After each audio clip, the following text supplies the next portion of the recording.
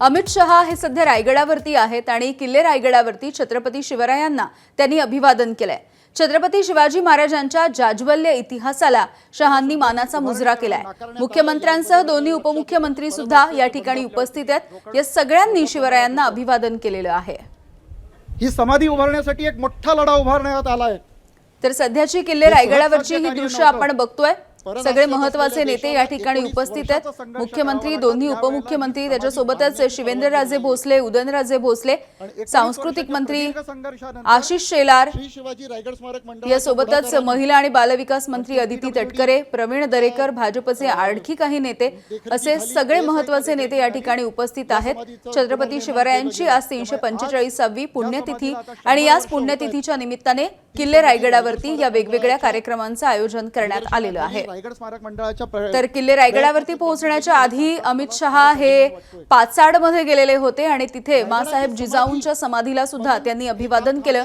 तेव्हाची दृश्य सुद्धा आपण पाहतोय आणि आज रायगडावरती होणाऱ्या या 345व्या पुण्यतिथीच्या निमित्ताने होणाऱ्या या कार्यक्रमामध्ये अमित शहा हे प्रमुख पाहुणे म्हणून उपस्थित आहेत। 1953 साली जेव्हा कैलासवासी मोरोपंत पिंगळे या अभिषेक मुठाळ आमचे प्रतिनिधी आपल्याला माहिती देत आहेत। अभिषेक, नक्कीच आता जर पाहायचं तर रघुजी आंग्रे हे सध्याला शिव भक्तांसोबत संवाद साधताना आपल्याला पाहायला मिळतात। आणि यावेळीच कान्होजी आंग्रे यांचे जे वारसदार आहेत रघुजी आंग्रे यांच्याकडनं एकूणच अनावधानाने अजित पवार आणि एकनाथ शिंदे यांचा मुख्यमंत्री असा उल्लेख करण्यात आला आणि यावेळी अजित पवार यांनी त्यांना त्यांची चूक लक्षात आणून दिली आणि त्यानंतर उपमुख्यमंत्री असा उल्लेख करायला लावला आणि यावेळी व्यासपीठावर एकच भाषा पिकल्याचं आपल्याला पाहायला मिळालं। एकूणच मागील काही दिवसांमध्ये उपमुख्यमंत्री पदावर गेल्यानंतर एकनाथ शिंदे कुठेतरी नाराज आहेत का अशा चर्चा ह्या रंगताना देखील पाहायला मिळालेल्या होत्या आणि त्यावेळी अनेकदा अजित पवार यांच्याकडनं देखील कुरघोडी जी आहे ती आपल्याला होताना पाहायला मिळालेली होती। आणि अशात हा पुन्हा एकदा प्रसंग घडल्यामुळे पुन्हा एकदा व्यासपीठावर आपल्याला भाषा पिकल्याचं पाहायला मिळतं। अगदी धन्यवाद अभिषेक माहितीसाठी। हाताळणी केल्यानंतर ते खराब होऊ शकतात म्हणून त्याचं मराठीमध्ये लिप्यंतर करून आम्ही डिजिटायझेशन करतोय। अनेक जुनी कागदपत्र आहेत ज्यांचं आता पुनर्प्रकाशन होण्याची गरज होती। अनेक पुस्तकं होती जी दुर्मिळ झाली होती। तर रायगड स्मारक मंडळाच्या माध्यमातून आपण अशा दुर्मिळ झालेल्या आउट ऑफ प्रिंट असलेल्या पुस्तकांचं पुनर्प्रकाशन केलेलं आहे। आणि मला आज या मंचावरून सांगायला अभिमान वाटतो की मराठीची पायरी आम्ही कधीच ओलांडली, मराठीची कवाडं ओलांडून आम्ही आता राष्ट्रीय पातळीवर गेलो। कारण मराठेशाहीचा इतिहास फक्त मराठीतच नव्हे तर हिंदी, इंग्रजी, जर्मन, कानडी, संस्कृत, गुजराती अशा अनेक भाषांमध्ये करण्यासाठी आम्ही प्रयत्न राहत आहेत आणि त्याचं भाषांतर करून मंडळांनी प्रकाशित केलेलं आहे। देशाचे माननीय माजी राष्ट्रपती यांच्या हस्ते काही महिन्यांपूर्वी आपण दिल्लीत सुद्धा काही पुस्तकांचं प्रकाशन केलं।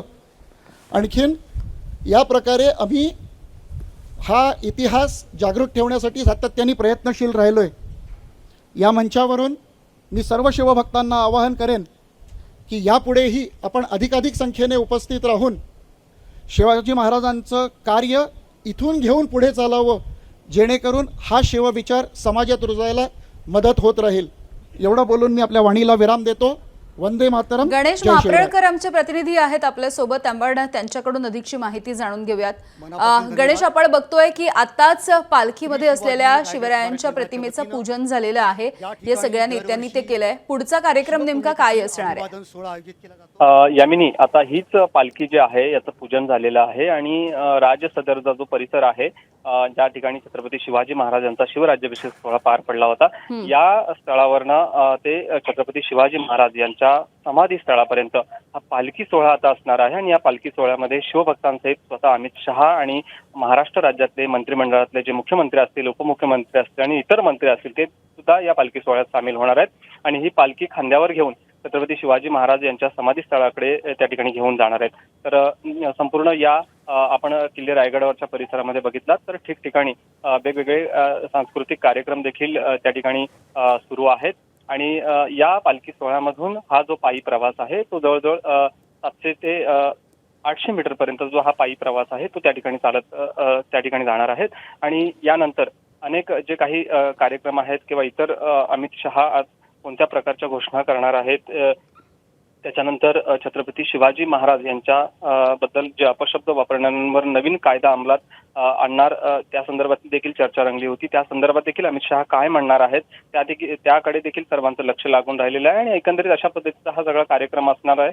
आणि त्यानंतर पालखी सोहळा पूर्ण समाधी स्थळापर्यंत पोहोचल्यानंतर पुन्हा त्या स्थळापर्यंत ज्या काही इलेक्ट्रिक कार आहेत त्या ठिकाणी घेऊन जाण्यात आलेल्या आहेत आणि त्या कारमध्ये बसून स्वतः अमित शहा आणि इतर जे मंत्री आहेत ते पुन्हा या शिवराज्याभिषेक सोहळा ज्या ठिकाणी झाला होता त्या राजसदरेपर्यंत पुन्हा त्या इलेक्ट्रिक कारमध्ये बसून येणार आहेत आणि त्या ठिकाणी हा सगळा नियोजित कार्यक्रम या ठिकाणी यामिनी होणार आहे. आणि त्यानंतर मग जे केंद्रीय गृहमंत्री आहेत आणि इतर जे मंत्री आहेत त्यांना स्नेहभोजनाचा कार्यक्रम आपल्या सर्वांना ज्ञात असेल की सुतारवाडीमध्ये रायगड लोकसभेचे खासदार आहेत सुनील तटकरे यांनी त्या ठिकाणी ठेवलेलं आहे आणि त्याकडे मग अमित शहा आहेत ते रवाना होणार आहेत.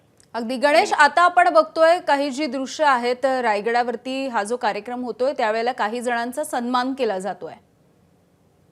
येस यामिनी, या ठिकाणी आपण बघितलं तर आपल्या महाराष्ट्राची परंपरा आहे या ठिकाणी जे असे काही कार्यक्रम आहेत त्या ठिकाणी आणि किल्ले रायगडावर जर आपण बघितलं तर वेगवेगळ्या पद्धतीचं जे आहे ते नियोजन करण्यात आलेलं आहे. अक्षरशः म्हणजे त्यावेळच्या मावळ्यांच्या स्वरूपात काही जे व्यक्ती आहेत त्या सजलेल्या आहेत, तुतारी घेऊन आहे, कोणी ढोल ताशे पथक घेऊन आहेत. तर अशा पद्धतीनं त्यांचं स्वागत करण्यात आलेलं आहे. आणि आता जे काही मंत्रिमंडळातले जे नेते मंडळी आहेत किंवा इतर काही इतिहास काळातले जे काही इतिहासकार आहेत किंवा त्यांचं संदर्भात आपण बघितलं तर छत्रपती शिवाजी महाराज यांच्या वंशजातले उदयनराजे भोसले असतील किंवा इतर काही इतिहासात लढलेले जे काही व्यक्ती आहेत त्यांच्या घरातले वंशज आहेत त्यांचे देखील या ठिकाणी मोठ्या पद्धतीनं सत्कार आणि त्यांचं त्या ठिकाणी स्वागत करण्यात येते यामिनी.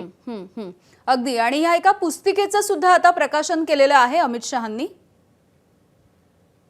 येस यामिनी, त्या ठिकाणी एक पुस्तिका आहे, इतिहास रायगडाचा जो इतिहास आहे तो वेगळ्या स्वरूपात उलगडणार आहे आणि त्या पुस्तकातनं एक आगळा वेगळा रायगड हा अनुभवायला मिळणार आहे. त्या पुस्तिकेचं देखील अमित शहा यांच्या हस्ते त्या ठिकाणी प्रकाशन होतंय आणि या पुस्तकाकडे सर्वांचं लक्ष लागून राहिले. नक्की कशा पद्धतीनं हा इतिहास या पुस्तकातनं समोर येणार आहे ते देखील पाहणं आता महत्त्वाचं राहणार आहे यामिनी. अगदी.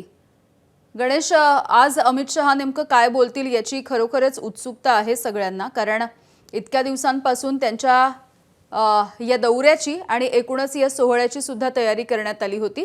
गणेश, काही क्षणांसाठी थांबवते, पुन्हा येते तुमच्याकडे.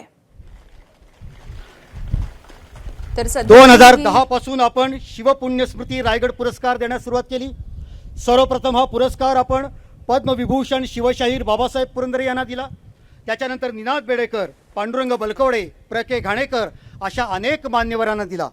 आज या ठिकाणी आपण निमंत्रित केलं आहे दुर्ग महर्षी निळकंठ रामदास पाटील यांनी महाराष्ट्रातील 560 किल्ल्यांना भेटी देऊन 5 खंडांमध्ये या सर्व किल्ल्यांचं वर्णन करणारा प्रचंड ग्रंथसंभार निर्माण केलेला आहे. आणि म्हणून दुर्ग महर्षी निळकंठ रामदास पाटील यांना मानपत्र, शिंदेशाही पगडी, कवड्यांची माळ आणि 25,000 रुपये रोख देऊन त्यांना या ठिकाणी सन्मानित करण्यात येत आहे. माननीय केंद्रीय मंत्री अमित भाई त्यांचा सन्मान करत आहेत. श्री शिवपुण्यस्मृती रायगड पुरस्कार दुर्ग महर्षी निळकंठ रामदास पाटील यांना. एबीपी माझा, उघडा डोळे बघा नीट.